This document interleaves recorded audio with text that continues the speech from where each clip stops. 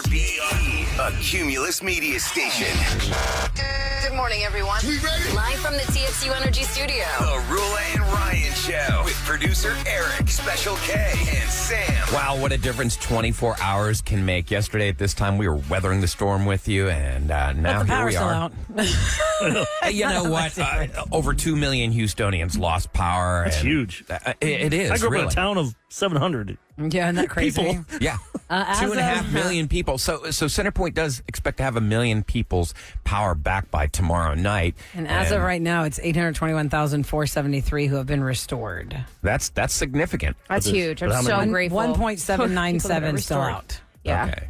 1.797. So people still probably need shelters and stuff. Oh, yeah. All right, so we're going to talk to Marco Bracamontes. He is from the American Red Cross. He is a spokesperson. And Volunteer, and he actually listens to our show. Oh. I thought you were going to tell me something else. No. He actually listens to somebody else. Yeah. But he said that he'll come on to our show. If he had to. Oh, God. He's a big Ryan Seacrest fan. But Yeah. If you get Ryan Seacrest, you got Ryan Chase. Hey, we're all in this together. Let's go ahead and get Thanks some for good information joining out us there. today, Marco. Hi, welcome to the Roula and Ryan Show. Good morning. Good morning, guys. How are you doing? Good morning. We're hanging in there. Marco, how are you doing? Are you hanging in there? Yeah, I have power. You know, I got lucky. Really, some of my neighbors don't have power. I mean, it's like, it's a strike of luck, and you got power, so I'm here. I don't have internet. You know, I'm in the response and recovery period for Hurricane Beryl. So, thank you very much for interviewing us. Absolutely. So what's the number one thing that people need to know right now that Red Cross is offering? Okay, well, the Red Cross, as you know, we offer shelter, we offer food, and we offer spiritual, counseling, after a disaster. And we're very actively getting ready for everyone to receive. There's 400 disaster workers in the field already. We're getting ready to open more than 30 shelters, stand by for the locations. So what we want people to do right now is download our emergency app. Go to your app store on your phone and download emergency and download first aid from the Red Cross. Well, how about this? You can choose Spanish or English. Well, Marco, I want to verbally talk about what is available in the app, because there are so many people who can get our signal, but they cannot get on their phones. And because right now we're in a power situation where people can't be downloading stuff. So, Because you said there's even a phone number if people can't get their internet. yeah, is there a number people could call? Maybe they can use their phone to call to find out more about a shelter near them? Okay, 211 is the number to call if you need, to shelter somewhere. Mm-hmm. So they have all the open locations, and they can direct you to the closest, or more convenient location. So that is your key number, 211. 1-800-RED Cross is always available. But again, locally, everything's concentrated in the 211 Okay, that's phone good number. to know. 211 is a great number to call right now, especially if you're medically fragile. Maybe you're going through a treatment right now and you don't have power. So I've never called that. So if I call it, a human being answers? Is it a voicemail? I don't know. What happens? Yes, there are operators answering the phone, as many calls as they can, and they have different languages. So don't hesitate, call 211 if you need shelter. Otherwise, I would recommend just to look for your safety when when you come back home or you're cleaning up. Just don't put yourself at risk. In addition to the disaster, with fire hazards, or drinking water, eating food that is not safe. Yeah, that hasn't been. A lot of people think they can tough it out, like, the fridge still feels cold. But as we were talking about this yesterday, after 4 hours, pretty much everything is spoiled in that fridge. Do not eat it. Yeah. Unless it was hard cheese and butter was the only thing on that list. Bottled water's okay, but everything else, you got to just a stick of butter. This yogurt smells fine. Yeah. I hate this yogurt. We'll see how Marco, Santi's feeling this morning. For those that are just tuning in, we're speaking to Marco Bracamontes, and he is a volunteer with the American Red Cross who is telling you to call 211 on your phone. to get some help if you need some help near you. When it comes to finding shelter, let's say you're somewhere, Marco, where you just can't take the heat anymore. It's too hot in the house where you are, and you've got elders with you, or you're medically fragile, like we were saying. What happens when you go to one of the Red Cross centers? Are there cots to sleep on, or what happens? Just a cooling station? What is it? Okay, yeah, we're actively working on many different shelters around town in the region. So what you should expect is you register at the entrance. You don't need an ID, but you need to register. But we don't share that information with any authorities or anything. So yes, you will find a place to relax, a cot, some food, some snacks, and if you need a spiritual help, you could find a qualified person that can help you recover from this shocking event. Oh, yeah. It's a very traumatic experience that you've gone through. I mean, some people have lost everything. I mean, there has been massive damage. So 211 is the number you're going to call, because many people don't have access to signals. I mean, all of us are struggling with cell signals. Trying to make a phone call yesterday. It was like, I'm glad you brought that up, Roula, about the 211, because he was giving out that app, and we're going to give that again. But right now, I can't get any cell phone service at all. That app's good to have, download it before. Mm-hmm. Right. And have it now, if you're listening, just to put it on your phone to have it. Yeah, and then you can open it. Because unfortunately, this probably won't be our last hurricane. It's Houston. 30 years. It's not if, it's when. Yeah, exactly. Well, Marco, thanks for what you guys are doing over there. I know you guys work hard at the Red Cross, and God bless you guys. Yeah, especially you, man. You're going through it yourself with your family and friends. Yeah. And you're still volunteering to help others. So thanks for doing what you do. Really appreciate it. Thank you, guys. Have a wonderful day. Take care, Marco. Bye-bye. Can't be easy. So everyone is welcome at Red Cross shelters, and all disaster assistance is free, by the way. They provide aid to everybody in need, regardless of everything. They don't require you to show any kind of ID, as Marco said, to enter the Red Cross shelter, just your name and where you are living before you got there. So whatever your neighborhood is. The Red Cross is also committed to helping everyone with a wide range of needs, including people with disabilities, whether they're children or seniors. If you need to leave your house because of this disaster, you are welcome to go to a Red Cross shelter. They are accessible to people with disabilities, and 211 is the number you're going to call so you can see what's close to you. I'm so glad that we have organizations like that, but I'm also so glad that we have Houstonians that help each other out. People are so resilient. Like when Sam and I left the studio yesterday, the destruction was unbelievable. Like there were trees down on Westheimer. You really had to drive around just to get anywhere. Sure. It was dangerous leaving here. And within a few hours, I saw people on the streets just chainsawing giant trees by themselves, getting it off the roads. I mean, just people helping, neighbors helping one another. And I couldn't have been prouder at that moment. I was just like, wow, there are a lot of good people out there. And it's a great city to live in. I mean, of course you do meet your amazing neighbors who, everybody pitches in together. Mm-hmm. And this is we always say, for every disaster, you meet your neighbors by force, whether you wanted to or not. Yeah, you know what I mean? And everybody's kind of in the same boat, so they all try and pitch in and help. I mean, in the past, I remember some of the past storms, half of the street would have power and the other half didn't. Like across the street, no power. This side had power. So then the people from the side that didn't have power would get to come to the house side that did have power, and they'd use their washers and dryers. People people don't know where to channel their anger, and they'll be like, "Where's he got power and I don't have power?" And well, then hopefully you invite them over. Yeah. Give them some, win them over, some beer. Drinks, beer. Or it's all luck of the draw. Yeah. Something. I mean, even my realtor came over yesterday to climb up on the roof. I know. I say it different. I say it the wrong way. I say it incorrectly, but I can't change it, guys. I've already changed so many words that you have helped me with. Okay, like I say espresso now instead of espresso, so we're taking baby steps, right? Okay, so but my realtor, the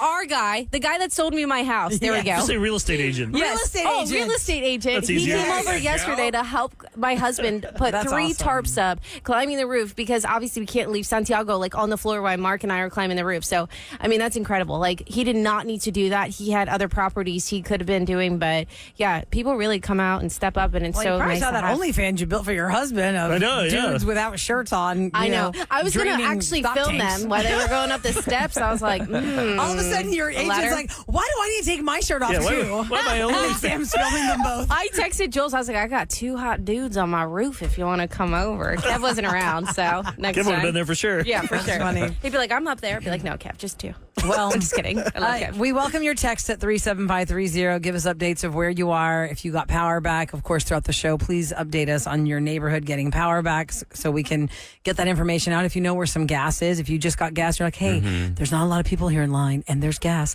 We were talking about the Buc-ee's in Katy and somebody texted us they went there and they said you might want to check because they said they didn't have any. So check the Texas City one before you go because I was saying I want to go to the Texas City Buc-ee's on my way to Galveston today to check my house. I remember that old thing my grandpa would say, like you see the fill in the tank, like don't go there and get that gas. That gas is all being Yes.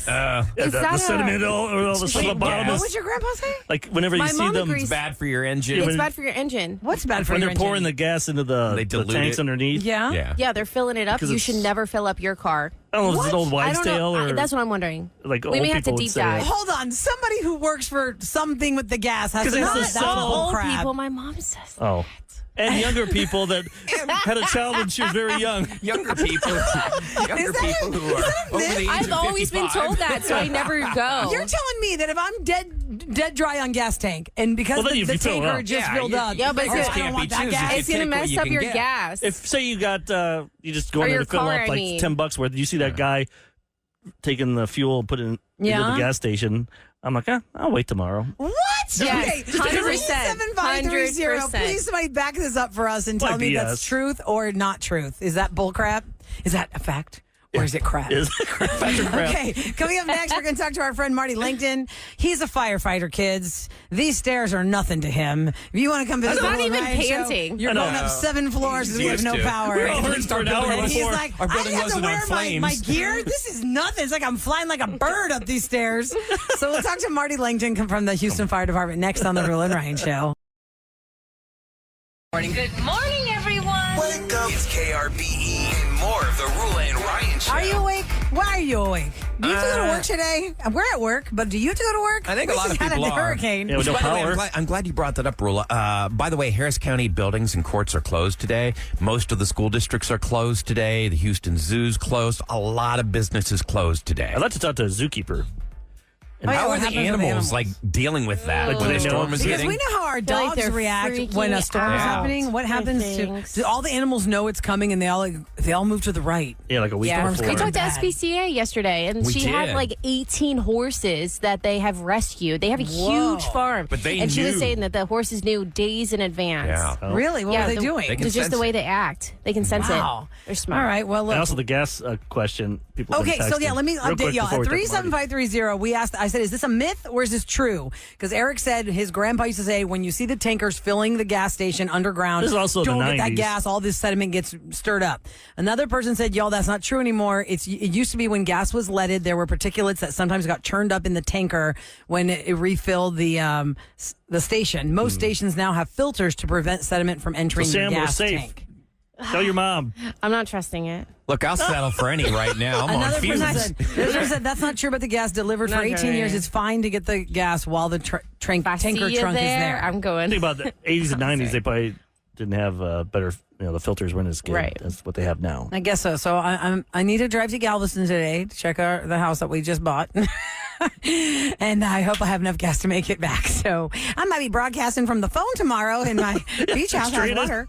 But we have Marty Lancton in the studio, and God bless him for making it up here. Hey, 'cause, Marty. we Hey, just good love him. morning. Marty It's made always it. good to see I you. didn't know I was President of gonna have to Houston go to work Firefighter today. Association. I know, right? Sorry. So obviously worry. the firefighters are never off. They're constantly on as first responders. No, Marty, you guys were battling. Like I saw the breaking news when we were broadcasting yesterday that there was this terrible fire. I believe somebody lost their life in that We fire. did, unfortunately, and the thoughts and prayers definitely go out to all the victims that have suffered from this hurricane. But I will tell you that what the firefighters yesterday had to deal with, it was a lot. Where was it? I didn't see where the fire was. Well, we had multiple fires Okay. all around Houston, And then saving people, too. yeah. So you had everyone Yeah, out. right. You guys were out rescuing people during this storm. Yes. Tell everybody, like when we have a hurricane or a natural disaster here in Houston. Yeah, is it all men and women, all hands on deck? Like, I mean, what- that's the what way do you that guys do. That's the way that it should be. That's how firefighters are built. Yeah. And when people need us, and it's time for them to call out for help. We're going to be there for them. You run towards disaster. Yes, and you don't often see that in the world where most people kind of are risk averse. You have to be a little bit special to be a firefighter. Have a little bit, have a little bit polite way of putting yes, you know. But really, in the moment and over my career, when you get the call and your focus is somebody's asking for help, you're really focused on them. I mean, that's what our job is, but it also takes a special heart to do it. So the men and women, the praise goes to them. What they did yesterday was nothing short of heroic, and we use that term way too often for too many people. And I will tell you that what they did, and I was out there with them, seeing it not only firsthand with them, but experiencing the victims and the impact that it has on their lives. They were making water rescues. They had fires all around Houston. They were saving lives. Unfortunately, there was Marty, a fatality. How traumatized were some of these victims? Like, you're rescuing people. They're scared they're going to die. Absolutely. What's their initial reaction when you save them? I think most people are in shock, and I don't think usually it sets in until way later, because you go into what's called a fight or flight mode. And when you're so anxious and when you're so worried that something is going to happen to you, you kind of lose all your other senses. And it's just, what do I have to do to survive?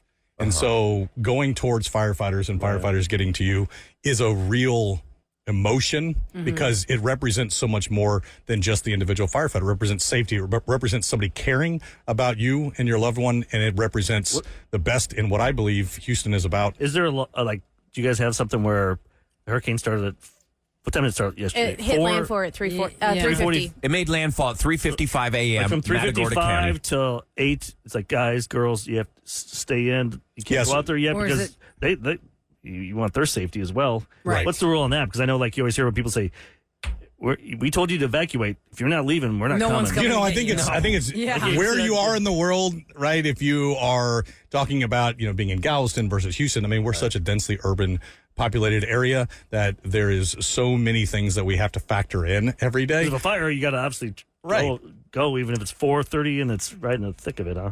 There are just things that we have to do. It's a judgment call on the chief. It's a judgment call on the men and women and what it is that they weigh up the risk versus benefit. And that not meaning about individuals or about citizens. That's just about what you're having to deal with. And remember, emergencies inherently are something that nobody expected. Right. And it's not like you plan for, a gradual emergency. These things happen all over. And what we saw yesterday, we saw the heroics of the rescue on 288 and 610. Oh, God, we saw it all across Houston. That ladder, that was cool how they put the ladder out there. How they did that. And they put the ladder out there, and then they went there and picked them up. And those waters move way faster than what people think. Oh, yeah. People have been swept away. Commenting on the post, and they're like, dude, it's only 3 feet. Why couldn't you walk? But if you saw the current. He said he could have, but he's like, I'm not taking a chance. There's no way. Yeah. No, you absolutely. Listen, I can tell you how many times we have seen or heard stories of going out and it not ending up like that. And in people's minds, they think that they can manage something that is much stronger than them. And that's the point. Do not take unnecessary risk. And what that individual did is the right thing. We're going to come help you. You don't want to take it upon yourself. Got it. You get into a situation that, nothing is perfect in those situations. But you have to weigh up. You're not going to win against something that is a fast-moving water. Current. Yeah. If you're just tuning into the Roula and Ryan show, we're talking to our friend Marty Lancton. He is the president of the Houston Firefighter Association. He's been in the studio many, many times, and we thank him for being here. People are asking Marty questions on text at 37530. Can you guys please ask Marty, what is the main cause of the fires at a hurricane? Is it down power lines? Is it people's candles that knocked over? What do you see? I mean, all of the above. Lightning strikes, electrical issues, people that don't have power and are using flames. We just talked about before we went on the air what it was like 30 and 40 years ago. That was more relevant, I guess, than as things get more technologically advanced. Because generators, you're putting your generator in your house, the gas ones. You're going to die of carbon monoxide poisoning. Carbon monoxide. We have a lot of carbon. Yesterday we got in just from 12 midnight until 12 midnight last night, where he ran nearly 3,000 calls. And that is, the litany of emergencies that we have to deal with. And again, those fires, especially when the wind's blowing that bad. I was on a fire with one of our crews, and just what started out to be a small fire, as soon as that wind starts picking up. You got 80-mile-an-hour winds hitting a flame. And they pulled out rescued some animals. And so there were stories that were very positive coming from yesterday. But again, the biggest challenge is the ones that we couldn't save, and that's going to stick with the firefighters. No matter how many, you could save 1,000 people, but that one. And Marty, somebody wanted to clarify, there was a fatality yesterday. Was it a firefighter you lost, or was it a civilian? No, it was a civilian. Yes. So, Marty, what is like a precaution? We know this is going to happen again. It's not an if, it's a when. What are some precautions that people can take prior? When you know a hurricane or tornado is on the way, what are some We really some have to get back to... What to listen to. Right, Yeah. but we really have to get back to the core message, which is be prepared. We do have to take a certain level of responsibility amongst ourselves and the people that we care about in our families to make sure that you have enough supply. It's not the best time to realize that, oh, I have nothing to eat or I don't have some water. I'm talking about basic items that, expect that if the power goes out, that it's not going to come on right away. And what are you needing to be in that survival mode? It's probably not going to be comfortable. And I can tell you from the firefighters' perspective, it's not comfortable for them.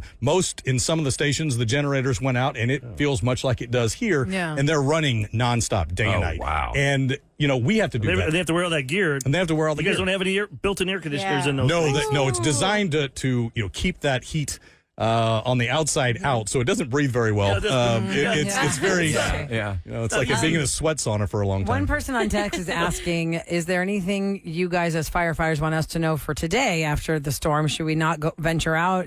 Should we still stay home? Yes, I think what the mayor Mayor Whitmire has been, at the Office of Emergency Management day and night, and he has done a remarkable job, leading the city and being very factually correct to information about what the citizens should know.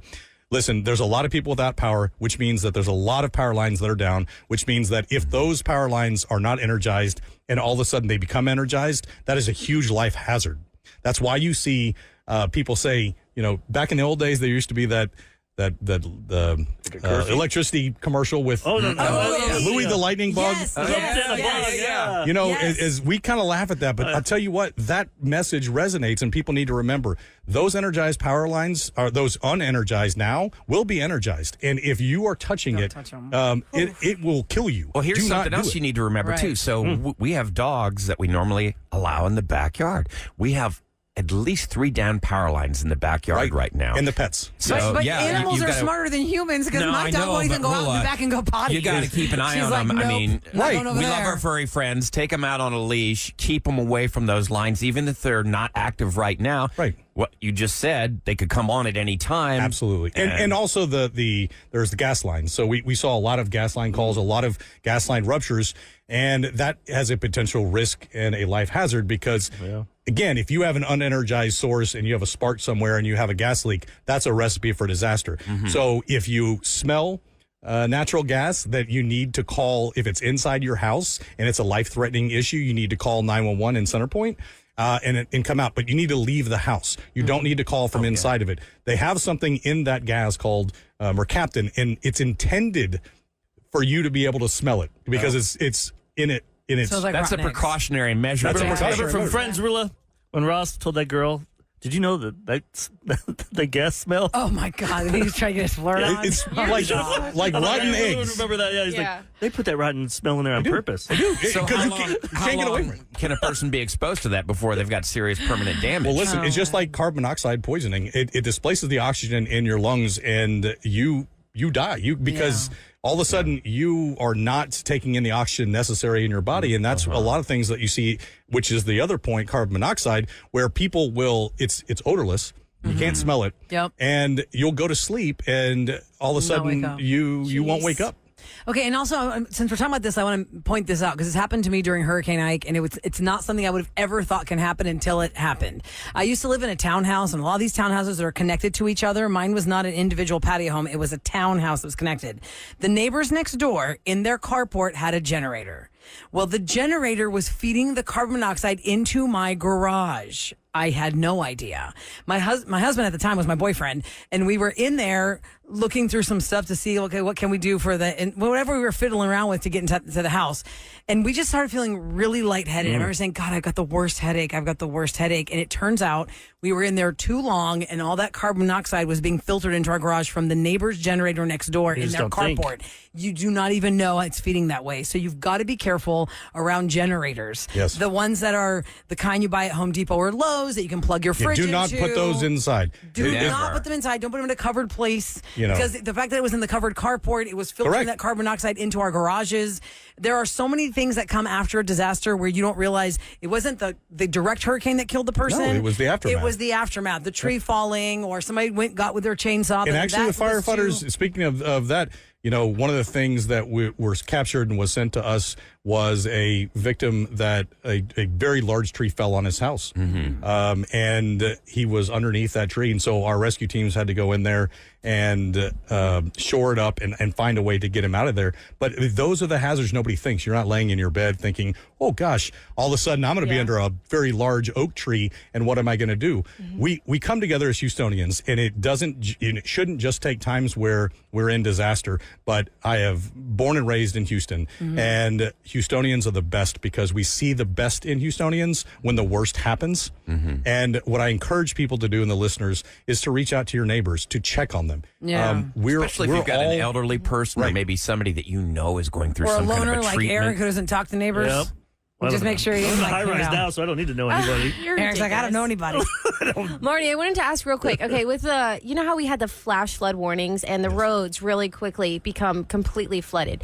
Are the fire trucks able to go through, not like super flooded roads, but you know what I mean? You guys have the capability of being able to go through these roads compared to another car. Well, you do. Well, I mean, the fire trucks are clearly a lot taller than the most vehicles, right? Yeah. And the exhaust, where it is if you probably equate it to like an 18-wheeler. Where the engines are is much higher than where they are in cars. Okay. And so they can go into a little bit higher water. Although you don't want to be that one firefighter that's driving the engine to where you go a little bit too deep, and then you end up on the news, and then you end up, and they say, oh, there's the fire truck. And they say the number. But you do have specifically designed rescue vehicles for high water. We do have high water vehicles, assets. But y'all saved me years ago. It was like 10 years ago. But they could use more, though. And that's what the commitment and what we're really working on now. Obviously, we're in the middle of hurricane season, but one of the things that Mayor Whitmire has made clear is that we have to invest in public safety in the fire department. And as we know, based on the last experience from the last administration, that wasn't done. And every year you don't focus on that. That just means that Houstonians lose out. You got to play catch up. You have to play catch up. And so it's time to do it, because when you have disasters like this, you're not wanting an excuse. You're wanting people to show up, because when it's your family, there is absolutely nothing you want to do. Exactly. And to quote Louis the Lightning Bug, don't hang around when power lines are down. That's what Louis it the was? Lightning Bug used to say. I had to look it up because I was like, what did Louis the Lightning Bug used to say? We're going to be looking at YouTube as soon as this is done. We will continue our You're welcome, Louis. If he gets royalties on this, let me know. I just gave him a plug. We'll continue our conversation with Marty Lancton from the Houston Fire Department next on the Roula and Ryan Show.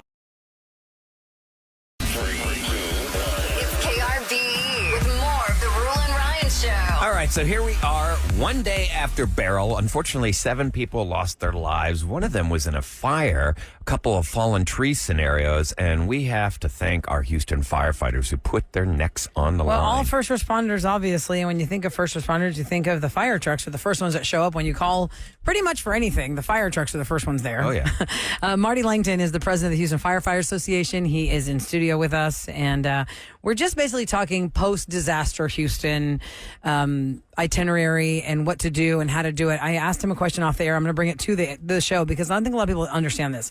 Somebody that I know texted me yesterday. I didn't get it till this morning because I was asleep. That in their neighborhood there was a fire festering from a power line, and the firefighters couldn't put it out. But I'm going to go ahead and guess why you couldn't put it out, Marty. Well, if you have an energized electrical source that's constant, even if you were to put out what you see as the flame, there's still an energized source, and water and electricity don't mix. And so you cannot put water on that. Yeah, in a disaster, it's pretty frustrating, I know, for most people, because we want to get something kind of resolved, but there's so many factors. But at the end of the day, on a normal day, if you had that issue, Centerpoint would come out and has crews, because they have to get up there in their truck and they have to cut the electrical feed, and they have special tools. We don't touch electricity without the tool. That's what electricians do, and water and electricity don't mix. So if it's impending or if it's a life-threatening issue, that's a different story, and we have different ways to do it. But at the end of the day, the root cause, the reason why it's doing that, is because the energy from the electricity is still feeding through whatever. So you're not going to put a fire hose to a tree that's got an electrified wire on it. Correct, because it's just going to keep. The source is still going to be there. So, Marty, if somebody sees a fire, is 911 still the way to go? Say it one more time. If somebody spots a fire, is 911 still the way to go as far as reporting it? As far as reporting a fire, yes. Yeah, that would be the first thing you dial is 911. Listen, there's anything that is what you consider an emergency. It needs to be called to 911. You don't wait. Seconds matter in our world. If your power's out, but you don't call 911. If it's what we call kind of a personal issue, it's scary, but it's not an emergency. If you take a unit that could be responding to a rescue or could be mitigating a disaster, putting somebody else's life on the line, right? And so, I think Houstonians are really understanding of it, and it's just a reminder to people: use 911 when it's a true emergency. Yep. If it is something that is uncomfortable and something that you don't necessarily want to have going on, leaking pipes or from a storm or water coming in, as long as there's nobody that is in danger, then that's something. You getting water on your floor because you got a broken pipe is not a 911 disaster. No, because that's going to take the resources and the limited resources we have, which you all know.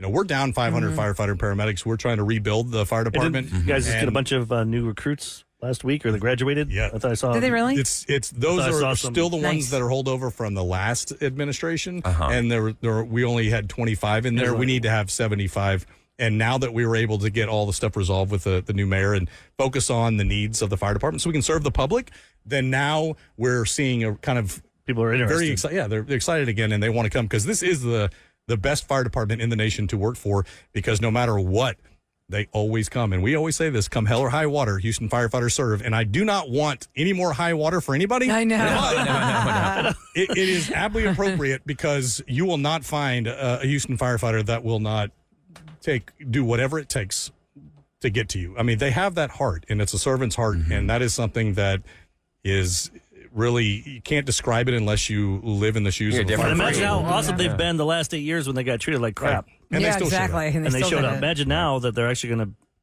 get paid and taken care of.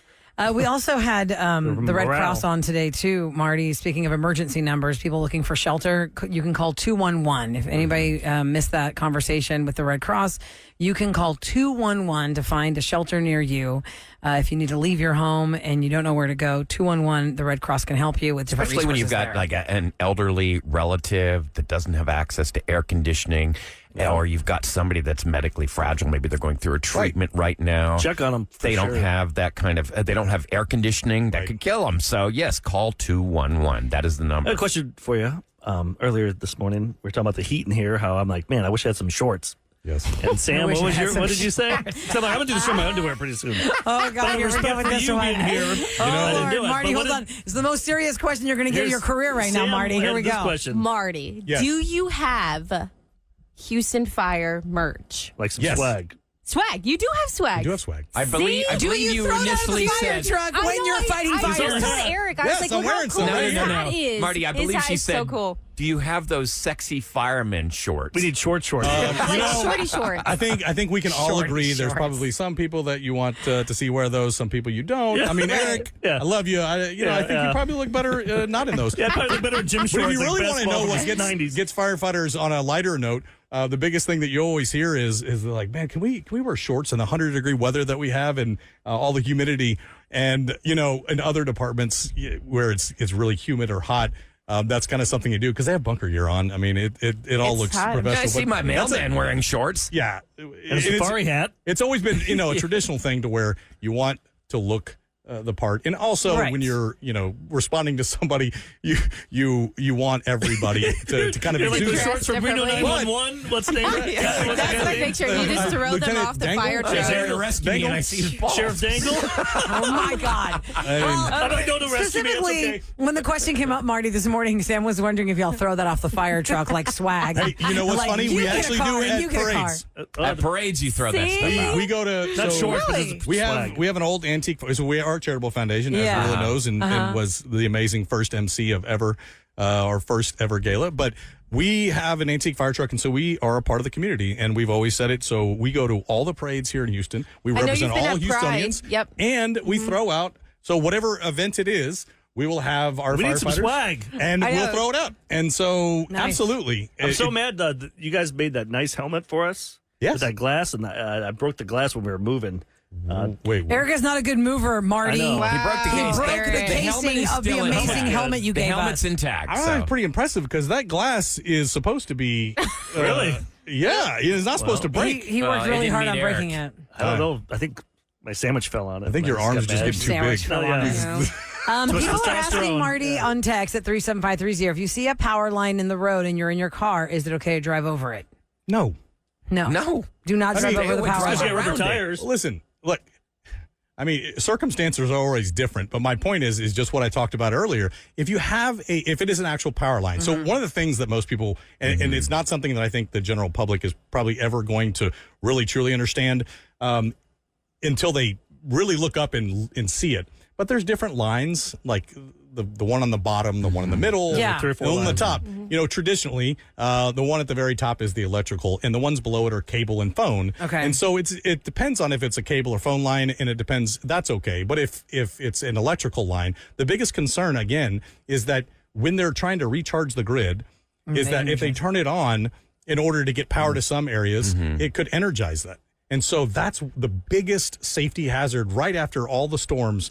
People would have power lines in their yard. Does it look they're different than well, there's no Marty? power to it. We It's can dead, move it. yeah. And I'm like, yes, but here's the thing. You don't know when they're going to flip the switch back on. Right. And you don't want Right. it to be in A your lot of hand. people don't even Yes. know which one's the power line. Yeah, so does it stay look away from different? all of them. Does it look different than the It's all the same. It's not like in movies where you got to cut the red wire. I think Right, to they're us not they all look colored. the same, but I'm They're all sure covered. if you work if you get use it it close better? enough, yeah. because when you're looking at it from the ground level, it's very difficult to Yeah. understand. Yeah. Plus, I don't really want to be that person that's like, oh, I think it's a. I think it's okay. And then I realize I'm wrong. Yeah. We have special tools on the fire trucks that if there are lines down, that we can actually determine whether or not it's energized. You wouldn't know it any other way unless Yeah, you just put the little- touched it, and you don't want to Yeah. do that. Nope. And you don't want to get into a scenario of, oh, I wonder if I can make it out of here without touching the ground. Like we don't want that. You know, there's inconveniences that will happen all the time when disasters I had a strike. question. Do you guys like say that guy that was saved on 288? Does he get a bill sent to him? As far as I know, I don't know if that ever worked. I always thought I heard there were like people like if their house. and like, let me put there's it a this way, bill or something for. Oh, yeah, do you the get a bill for ambulance being or rescued? For being rescued, so those people. I mean, there even if is. that guy's like Maybe they told you're him, thinking 'cause I like- watched him go in there. I'm like, what's he doing? No, I didn't even if take there's a, medical, like if there requires medical Like treatment, Lifeline, you like, get a just bill. like if you go to the ER, like Yeah. there's medications and different things. but nothing for that for saving him like that. Listen, firefighters in Houston don't care about anything other than making sure that life is the most critical component to the job that we do in life safety and getting to people. All the other stuff, we don't. Firefighters, So like the on house ground burns don't care down about. or something. They don't. We care about making sure you're alive and you get out, and everything else does not. What's the Ryan best in the way to paper is support? lifeline. What's the best way to support the firefighters? Well, you know, during this time right now, if you find yourself having some time off or you come up to a fire station and you see, just know that those men and women have been working probably 48 hours straight, and we're on call number nearly 3,000 at midnight. This is real. They have families at home that they've had to leave. No power? You know what? Just go up to them and talk to them and just understand that they're going through the same issues, but they're there for you, and to let them know that you appreciate it. And again, if you have a whole lot of time, then that's something to do. But the biggest solution to a problem is just to find ways to build the capacity of the fire department so that as more storms come, we get more resources faster to the public. How about your foundation if we wanted to donate? Yeah, what people Absolutely. wanna- HoustonsBravest.org is our 501c3, and that's a separate nonprofit, and it goes to take care of the firefighters, many other causes. But when they need something, they need somebody to help them. And there's that firefighters are fund. notorious for not asking for help because our job inherently is to help other people. HoustonsBravest.org. That is the Houston Professional Firefighter Association Charitable Foundation. It is Marty Lancton, the president of the Houston Firefighter Association and friend of the Roula. Thanks for Ryan hiking Show. it up 7 know. flights. No, you're welcome. I mean, this is Now you're going to go down them. I know. We don't have a pole here. You can The just down is That's what we need. We need a pole. For 7 Slide flights, all the no way thank down. you. No thanks. That's my That's hands would get like. terrifying. I need gloves for that. For You guys sure. even have poles? Yes. the firefighter pole Yeah. in the house. Like And different fire stations. It Like depends on which one it is. The one over here in the Galleria has a pole. The one probably not too far off of 59 in Gessner area has a pole. And there's a lot of fire stations that need to be rebuilt because they've been impacted from the storms too. And, who doesn't love a good firefighter pole, right? Yeah, everyone wants to do that, Let's right? try that. Hey, the one thing I did tell people, though, I said, you look at that and it looks so easy. You think to yourself, oh, what if you slip? No. The problem is most people, when they get up there, they think that they have to hold on with their hands. The number one thing you don't do on the fire pole is use your hands. You use your legs. Do not grab it because by the time you get halfway down, your hand burn. And you'll never forget it and you'll never do it again. Oh, wow. We've all done it. Or worse, you're eating like a BLT and you got some. Because that's what you're going to do, Eric. Well, you're going to eat a BLT and They're get on going to that pole. multitask. They're going to have a sandwich while I go down the They're fire eating pole. and the bell goes off. They don't know when a fire's going to happen. But they're going to take the sandwich with them. I think they're usually going to put the Wait, sandwich they down. might have a bite I in think their we should mouth. do this as a contest. Yeah. Let's see how many, sandwiches that you can hold in your hand going down the fire. Yes, Yeah. Eric. Let's do that I think just this for would be you. a good stunt. To, If it's Jersey Mike's, Yeah. I could do at least 2 regulars. With the gear on. Oh, with the gear. Yeah, the gear. I don't think so. HoustonsBravest.org is where you can donate to our Houston firefighters. They have what they need. God bless them, all the men and women who are here You're the for best, our Marty. city. Marty, Thank thanks you so so much. Hey, for I love coming you guys, in. and it's good to see you, and I hope all of your families and loved ones are doing okay. And Houston, stay strong. We're here, and We got this. we appreciate it. Yeah, thank you so much. Thank We'll be you so right back much. on the Rule and Ryan Show.